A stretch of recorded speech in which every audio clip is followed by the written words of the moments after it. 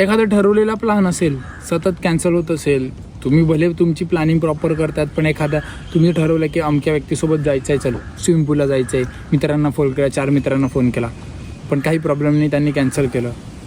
तू ठरवलं आहे ना तुला जायचं आहे, बाकीचे मित्र आले ना आले, चालत जा, गाडी घेऊन जा, सायकल घेऊन जा, बसनी जा, रिक्षानी जा, टमटमनी जा, प्लेननी जा, हेलिकॉप्टरनी जा, कशानेही जा, एक्झिक्युशन मस्ट आहे.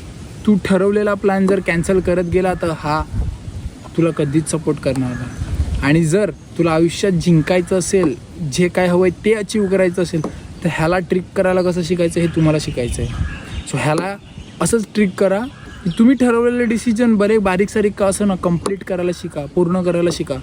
जायचं आहे म्हणजे जायचं आहे, मग एकटा का असो ना, जायचं स्विमिंग पूलमध्ये अर्धा तास पोहून या, 5 मिनटं पोहून या, पण जात पाण्यात बुडकी मारा आणि या. एखाद्या दुसऱ्या माणसांमुळे आपले ठरवलेली प्लॅनिंग, आपले झालेले एक्साइटमेंट, आपण क्रिएट केलेले एक्साइटमेंट मारू नका.